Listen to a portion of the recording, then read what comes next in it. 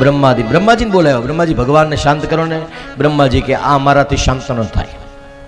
નારદજીને બોલાવો. નારદજીને કે તમે ભગવાનને શાંત કરો ને. નારદજી કે મને લગાડતા આવડે છે, ઠારતા આવડતું નથી. યુદ્ધ કરાવતા આવડે, અટકાવતા આવડતું નથી. નારદજી કે મને રહેવા જો. શંકર ભગવાનને જઈને કોઈ કીધું નરસિંહ ભગવાનને સ્તુતિ કરો. સ્તુતિ કરી, પણ નરસિંહ ભગવાનની સ્તુતિ કર્યા પછી નરસિંહ ભગવાન શંકર ભગવાનને કીધું આ તો જગદીશ છે, એની રીતના શાંત થાય. પછી બધાએ કીધું કોઈથી ન ડરતા હોય ને કોઈનું ન માનતા હોય ને એની વહુનું માને, એની પત્નીનું માને. એટલે બધાએ જઈને લક્ષ્મીજીને કીધું લક્ષ્મીજી તમે. તો લક્ષ્મીજી કીધું એ માને, પણ એ મૂળ હોય ને તો અત્યારે એનો મૂળ અલગ છે. અત્યારે હામું ન જોવાય, નહીં તો આટી જાય. દુનિયાની દરેક સ્ત્રીને ખબર જ હોય ક્યારે એ ડોળાને વડકા ક્યારે ભરી, એને ખબર જ હોય. એ ઓળખી જાય પછી કે આજ મૂળ છે એટલે આજ આપણું કંઈ હાલવાનું નથી. એટલે છાનું મુની રડે, બે વખત એમ કરે, મોઢું બગાડે, જમવા બેહતી એક રોટલી જ ખાય, આવું બધું કરે. જો પહેલામાં કાંઈ ફેર પડે તો પણ પહેલાંનો મૂળ થઈ જાય એટલે પાછું એમ કે ખાધો એમ. પછી એમ હોય વટ હોય એટલે પછી કાંઈ પ્રેમથી ન પૂછો ભૂખી રેત મારી હાટું રહેશો કે. પછી લક્ષ્મીજીએ કીધું ભગવાન શાંત અમારાથી ન થાય. બધા દેવતાઓ કહે આપણાથી શાંત નહીં થાય તો આ કોનાથી શાંત થશે? તો કીધું જેના માટે આવ્યા છે ને એને મોર કરો. અને પછી 5 વર્ષનો બાળક પ્રહલાદ હિરણ્યકશ્યપુના પાસેથી જઈને નરસિંહ ભગવાનના ખોળામાં બેઠો. નરસિંહ ભગવાને જીભ કાઢીને હિરણ્યકશ્યપુના દીકરાને પ્રહલાદને વાલ મીડા કરવા. પછી ભગવાનને 2 હાથ જોડીને કીધું ભગવાન બધા લોકો તમારાથી ડરે છે અને હું બાળક છું. પ્રહલાદે કીધું ભગવાન આખી દુનિયા તમારથી ડરે છે પણ મને કઈ ફેર નથી પડતો, હું નથી ડરતો. કેમ?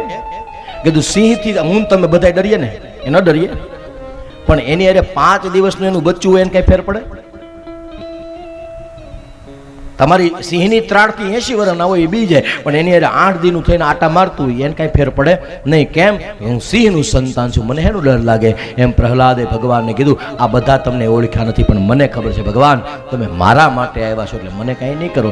એટલે ભગવાન પણ હું પ્રયત્ન કરું છું. હું તમને વચન નથી આપતો, હું તમને મનાવી લઈશ, હું તમને રીઝવી દઈશ, હું તમને શાંત કરી દઈશ. મારી કોઈ હેસિયત નથી કે એ દ્વારિકાવાળા હે નરસિંહ તમને શાંત કરી શકું. પ્રયત્ન તો કરી શકું ને, એના માટે હું તમે પ્રયત્ન કરીને ભગવાન તમને શાંત કરું છું. કે બ્રહ્માદિ દેવતાઓની સ્તુતિથી તમે શાંત નથી થયા, ગંધર્વોએ સિદ્ધોએ ચારણોએ તમારી સ્તુતિ કરીને તમે શાંત ન થયા, તો હું તો એક રાક્ષસોને ઘેરે જન્મેલો માણસ અને રાક્ષસોની ઘેરે જન્મ્યો છું, તો પછી મારી સ્તુતિ શું થાય?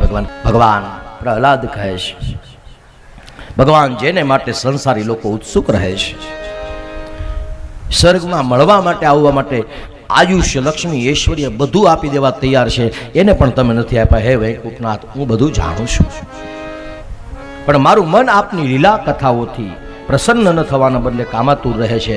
મારી એક ઈચ્છા છે. પ્રહલાદે બહુ સરસ મજાની સ્તુતિ કરતા ભગવાનની પાસે એક જ ઈચ્છા કરી. મારે એક વસ્તુ જોઈએ છે. 2 વસ્તુ ભગવાન પાસે માંગી છે. એમાં પહેલી વસ્તુ મન્યે તદર્પિત મનો વચને હિતાર્થ પ્રાણમ પુનાતિ ન સકલ ન સકુલમ ન તુ ભૂરિપા નૈવાત્મનં પ્રભુરયં નિજલાભ પૂર્ણો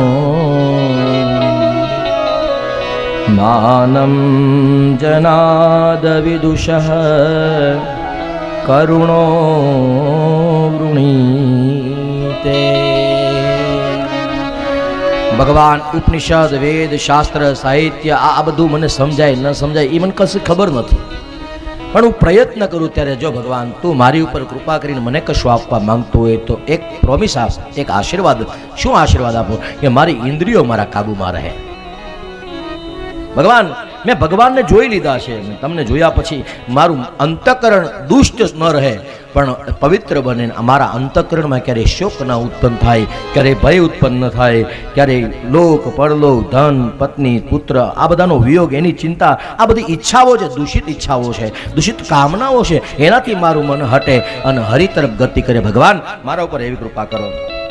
ભગવાન બીજી કાંઈ ઈચ્છા નથી, મારી એક જ ઈચ્છા છે કે મારી ઇન્દ્રિયોનો હું દાસ ન બનું, મારી ઇન્દ્રિયોનો હું ગુલાબ ન બનું. મારી ઇન્દ્રિયો મારા ઉપર ખૂબ કૃપા કરે. મારી આંખ ઈશ્વરમાં લાગેલી રહે, મારા કાન કથામાં લાગેલા રહે, મારી જીભ ઈશ્વરનું નામ, કારણ કે આ જીભ, કાન, આંખ એની પવિત્રતા એ છે કે એનો સદુપયોગ થાય. પ્રહલાદે કીધું 5 વર્ષનો બાળક વધારે વિશેષ કાંઈ સ્તુતિ ન કરી શકું, પણ ઈશ્વર મારી ઉપર એટલો અનુગ્રહ જરૂર કરજો કે મારી ઇન્દ્રિયો મારી ઉપર હાવી ન થઈ જાય. પેલો આશીર્વાદ એ માગ્યો, બીજો આશીર્વાદ પ્રહલાદે માગ્યો છે કે ભગવાન હજી એક ઈચ્છા છે. શું ઈચ્છા છે? કીધું મારા બાપના આત્માને ગતિ આપજો. મારી એક ઈચ્છા એ છે કે મારા પિતાની સદગતિ થાય. અને ત્યારે પ્રહલાદને ભગવાને કીધું કે પિતાની સદગતિ તો જે દી તારો જન્મ થયો ને તે દિવસે જ થઈ ગઈ. ભગવાનનો ભક્ત જન્મે, ભગવાન બધાને કશું ન કરવાનું હોય. હા, એક સંતાન જન્મે. એટલા માટે હું ઘણી વખત એમ કહું છું, ઘણી વખત કહું છું, ઘણી વખત કહું છું, સાંભળો તમે, હું ઘણી વખત એવું કહું છું કે તમારા ઘરમાં 10 જણાનો પરિવાર હોય ને, એમાં 1 જણાનું પુણ્ય એવું હોય ને, એના કારણે તમારા 10 જણાના જલસા હોય. પ્રહલાદે ભગવાનની સ્તુતિ કરી ત્યારે એ પણ કીધું છે, ભગવાન આ સંસારમાં મને મોહ ન રહે, મારે તમારું ભજન કરવું છે. એટલા માટે મારી ઉપર ભગવાન નરસિંહ ભગવાન પ્રસન્ન થયા. પ્રહલાદને સમજાવે છે ભગવાન કે બેટા, મનુષ્યના સુખનું કારણ વિવેક છે. વિવેકથી ભોગવે એટલે સંસારને સુંદર કરી અને વિયો જાય. એટલે મેં બનાવેલો સંસાર પણ મારા જેવો સુંદર છે.